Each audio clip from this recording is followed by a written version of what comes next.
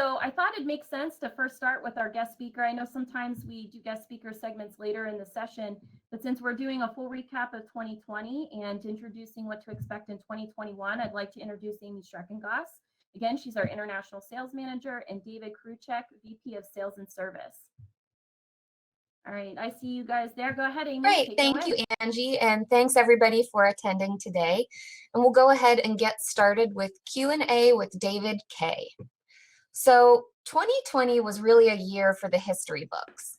What were some of the biggest challenges that SAE faced in 2020, and how did SAE address those challenges? Thank you, Amy, and hello, everyone, and welcome. I see as I've logging on here, I see a lot of familiar names in the chat and a lot of people we've worked with and visited with over the past, and it's unfortunate we haven't been able to see each other for a while, so it's nice to see a lot of you and interact with you. So yeah, Amy, SAE is a company that brings people together, whether it's standards committees, events, professional development, training, what have you. And, we could no longer do that. So the question became, how do we replicate that experience in a virtual environment and still continue our work in creating standards, disseminating information to our members, content users, other stakeholders. So like most organizations, we went virtual. In 2020, we conducted 8 virtual events, including our annual WCX, Aerotech, and Convec conferences. We conducted 255 virtual professional development training classes. And in 2020, we published 1,119 newer revised SAE standards. And to put that into some perspective, in 2019, we published about 1,300 newer revised standards. So we were able to maintain our pace even in the face of the pandemic. So while the ability to not meet face-to-face was challenging, it also presented an opportunity. We found we could actually reach more people virtually, especially our international audience. People didn't have to travel across the globe to attend an SAE event or a training or participate in a standards committee meeting. So they could do it all virtually from the safety of their own homes. So this really opened up a lot of new opportunities for people to engage with SAE. And it's something we'll look to continue once we're through the pandemic and we're able to meet in person. Lastly, to address the pandemic and offer assistance, SAE offered several standards for free to aid in the COVID-19 relief efforts. We're providing access to standards that aid industry in supplying medical support during the COVID-19 pandemic. These standards include specifications and recommended practices for the transportation of cargo on the main deck of passenger airplanes to assist in getting medical needed supplies between countries. So this includes 9 cargo standards, and you can find those on SAE.org under the Help and Resources section. So aside from the free cargo standards that you just mentioned, what other work is SAE doing in response to COVID-19? Yeah, so, SAE International is working with existing technical committees and partnering with external stakeholders to assist with safe air transport through the COVID-19 pandemic and afterward. This past year, we supported the A4A Aircraft Cabin Cleaning Disinfecting Task Group, and we have 4 SAE AMSJ specifications referenced by IATA for COVID-19 cleaning and disinfecting. We're also a member of the RTCA SC 241 committee on guidance for aircraft cleaning and disinfecting. And, a few other examples of recent work regarding COVID-19, our SAE S9B committee, which focuses on cabin interior and furnishings. This group is working with the FAA and NIAR on a research project to examine the effects of the most common cleaning agents on seats and cabin interiors. So they'll be developing an ARP, which is an aerospace recommended practice based on the findings of this project.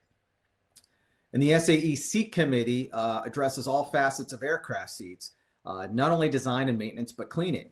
And this group issued an information letter in June of 2020 on cleaning and disinfecting aircraft seats.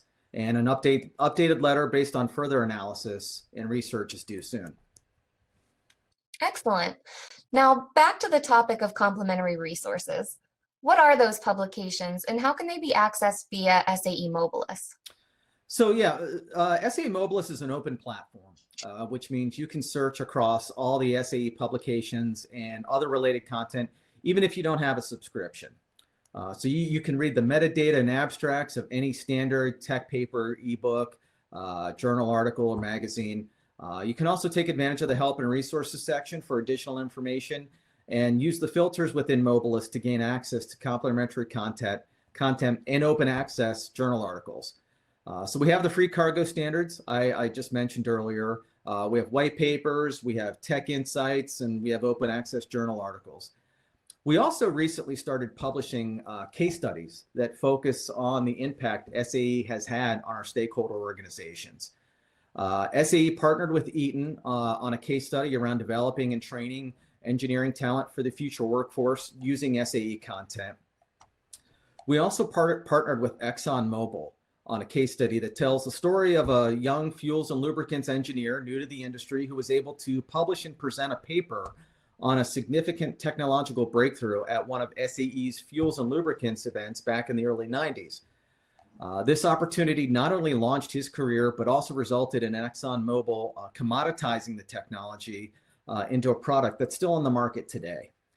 So those are two very interesting ones, and Angie has just shared those out for everyone to download. In the future, we're looking at case studies on aerospace standardization, diversity in engineering, and also focusing on engineering education at the academic level. Great. So SAE actually has a product launching next week called SAE OnQ Digital Standard System. Can you give us a brief overview? Yeah, so before I talk about OnQ, let's go back a few years. Back in 2016, we launched SAE Mobilis. And you can think of Mobilis as a digital platform that helps engineers, students, and those who support them do their work. It's an integrated, comprehensive library of all of SAE's content with standards at its core. Now we want to take the work of those students and engineers into a new era with OnQ.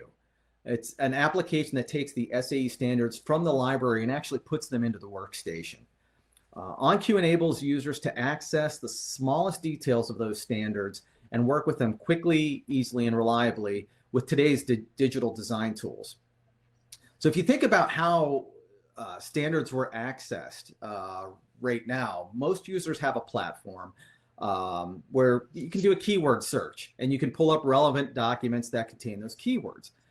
But to find the standard that has, for example, a specific part, say a bolt of a certain size and material, you need to page through those documents manually until you find the specification you're looking for. So you may spend days or weeks reviewing dozens of documents until you find what you need.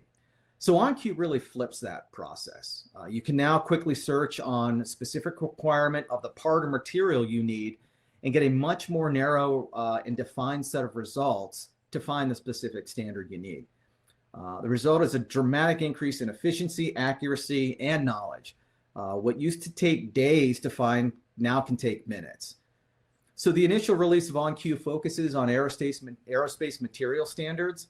And later in the first half of the year, we'll add part standards and branch out into other sectors, ground and commercial vehicles, for example. So for more information, I encourage you to visit SAE.org, and we'll also be sharing a white paper on this topic as well. So while we're on the topic of aerospace, let's focus on that. With travel halted globally and many aircrafts grounded, what is the 2021 outlook for the aerospace industry? Yeah, so 2021 will be challenging for aerospace, no doubt. Passenger traffic is expected to be about 40% below pre-pandemic levels, with some analysts not expecting travel to return to normal until 2025. Also in 2021, global commercial aircraft deliveries are estimated to decline around 44%. And due to lower aircraft utilization, sales of aftermarket parts and services, as well as maintenance and repair, will also remain weak into 2021 and beyond. And if we look at the two major airframers, both Boeing and Airbus, they've been hit by cancellations and deferral of orders and have reduced production by about a third, which is expected to continue into 2021. So this will continue to affect the supply chain as well, which in some cases had actually been expanding prior to COVID to meet demand. On the positive side, looking at defense aerospace, production has been shielded somewhat to maintain readiness. So this is protecting the defense OEMs and their supply chains, and demand is secured by budgeted government spending. So global defense spending is expected to actually grow by about 2.8% in 2021. Some other trends in Europe, we'll see in 2021 the formal exit of the UK from the European Union, which means the UK will also leave EASA. And that could mean a greatly expanded role for the UK CAA in regulation and certification of aviation in the UK. And in terms of new technology, regulators, you get the FAA, EASA, as well as ICAO, will continue the work of integrating new technologies despite the effects of COVID-19. Key areas of current and future focus are in autonomy, propulsion, unmanned systems, digital transformation, manufacturing and new materials, and the exploitation of data and artificial intelligence. Urban air mobility is another area that's getting a lot of focus lately and will be a key focus into 2021 and beyond from both a regulatory and a technology perspective.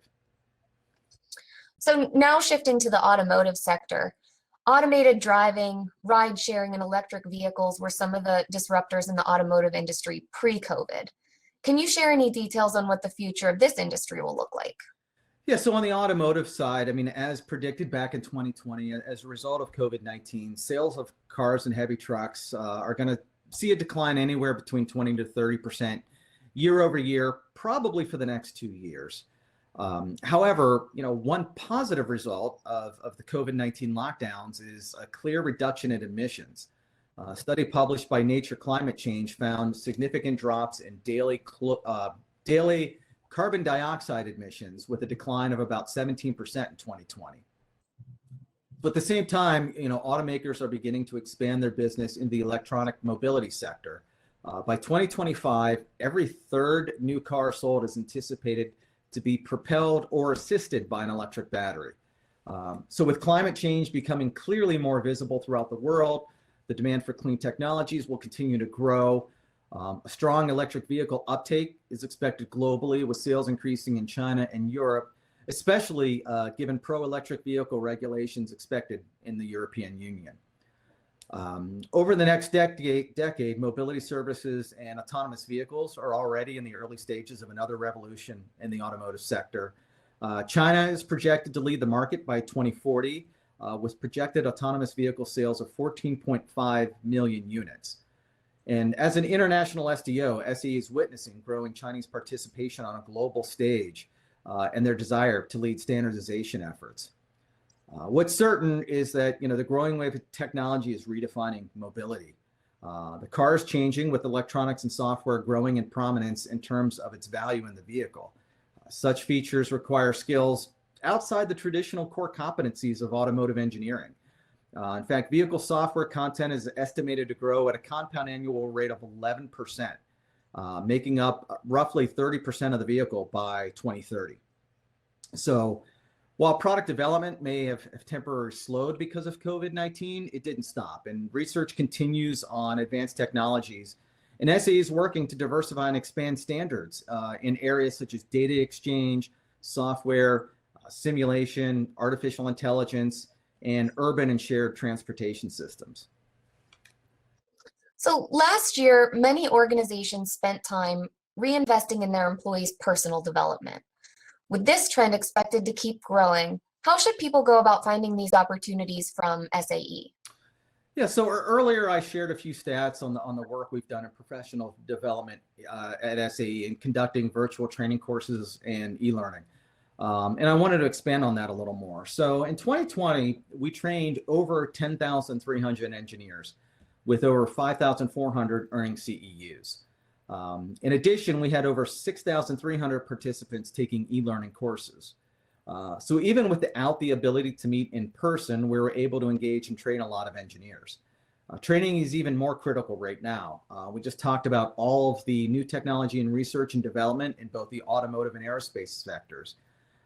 Furthermore, the COVID-19 pandemic has forced many companies to shift focus and change their businesses to survive.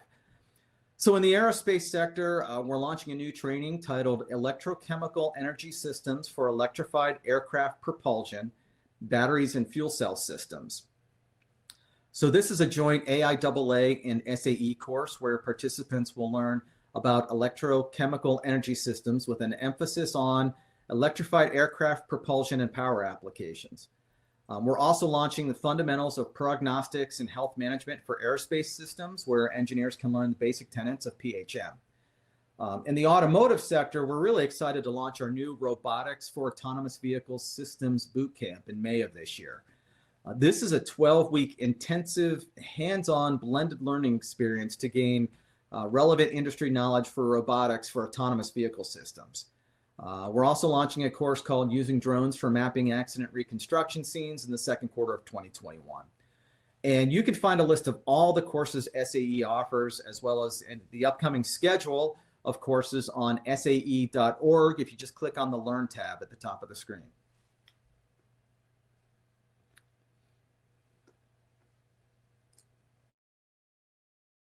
I saw Amy's out. I'm not sure if we lost her, but I have the questions up, so I can pick up if we don't have her. We'll shift interviewers. So yeah, no worries. Yeah, keep it exciting. And Amy, if you end up coming back on, feel free to chime in. Her next question that she had for you was, SAE developed a brand new department focused on customer success.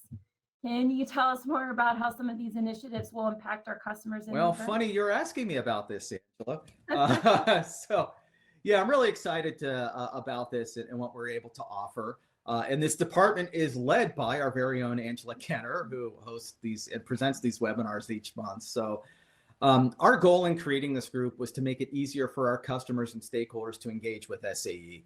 The primary goal is focused on SAE Mobilis. And we wanted to make sure customers were using and finding value in the content on Mobilis.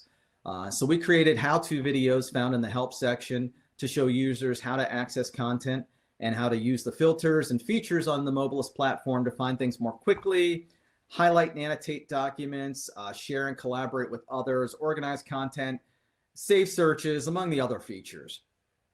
Outside of the videos, we've also begun conducting virtual training sessions for our customers on how to use Mobilis and find content. And these will evolve into in-person sessions, of course, once we're through the COVID-19 pandemic and we can safely travel again. We're also conducting business reviews with customers. And this is a process where we review their usage of SAE content over the past year and really show the value and return on investment for their investment. This also allows us to identify any areas or content sets that may not be used as much and create an engagement plan to drive usage of that content.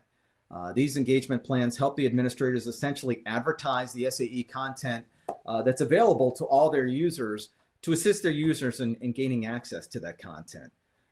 So the goal with all this really is to ensure our customers know what SAE content is available to them, how to quickly and easily access and use that content to solve their problems and enable their work. We're also focused on helping customers engage with SAE overall, whether it's becoming an SAE member, attending or presenting at an SAE event, taking a professional development course, or getting involved in standards development. So customer success is really about all the ways that we can help you engage with SAE. Yeah, we're doing a lot with that too. So thanks for highlighting all those things. One of the series, the Move with SAE Mobilis series, which we're on today, this was new for 2020. Can you share some information on how the idea was developed to launch a program like this? Yeah, so this is an important part of customer success. We often hear from customers that one of their main needs is to be informed on what new content is publishing from SAE.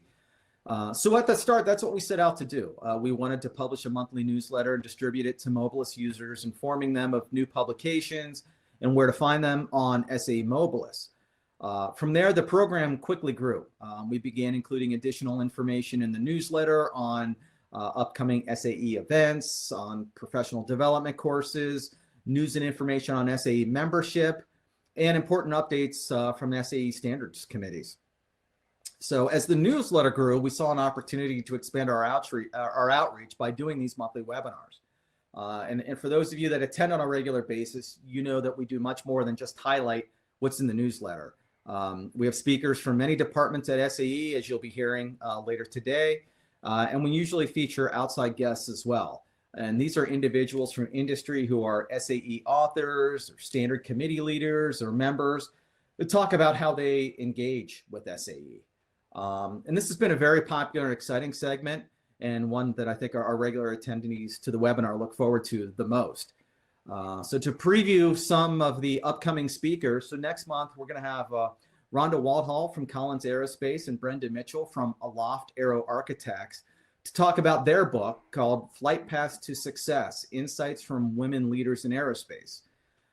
In March, we'll feature Ken Washington, the CTO of Ford Motor Company, and he'll join us for a more in-depth look on what to expect from our annual WCX event. In June, we're excited to welcome Dr. Ravi Rajamani, who's the editor of our aerospace journals. And in September, we'll welcome Simona Honori, editor of our Journal of Electric Vehicles. So those are just a few of the upcoming speakers, and we'll add more to fill in the months as we go. Yeah, excellent. And I see that we have Amy back, so I'm going to let her. Amy, we left off at talking about some of the guest speakers. All right, perfect. Sorry about that, everyone. As we're already a year into having technical difficulties, that's one of them. At least I'm not on mute. But to jump right back in. So, David, if any one of our participants today wants to learn more about one of these SAE programs or products, what's the best way to contact someone? So the easiest way is go to SAE.org. If you scroll down to the bottom of the page under the contact section, you can always reach out to customer service. If they can't answer your question or problem, they'll find someone who can. There you'll also find a link called Participate, and I encourage you to click on that and explore, because that's where you can find information on SAE membership. You can click on the author link if you're interested in authoring content for SAE, which we encourage you to do. And there's a link to volunteer if you want to get more involved. So as we wrap up this segment and begin a new year, what parting words do you have for our attendees today? Well, so first of all, thank you. This has certainly been a year for the history books. A year we'll never forget, a year about which our children's children will be telling stories. But this is also a year, I think, when the work of SAE is more important than ever. And it really goes back to our mission statement to advance mobility, knowledge, and solutions for the benefit of humanity. I think that becomes more important as mobility is compromised in the wake of a global pandemic. And if you look at our vision statement, it's equally important. You know, SAE is the leader in connecting and educating mobility professionals to enable safe, clean, and accessible mobility solutions. And again, in the face of COVID-19, how important is safe, clean, and accessible mobility? And it will continue to be so more in the future. So again, I just want to say thank you to everybody. Keep doing the work that you're doing. Thanks, David. It's that was really a great recap on what SAE has done in 2020. And from all of us at SAE, we want to wish everyone a happy 2021. And I think back to you, Angie.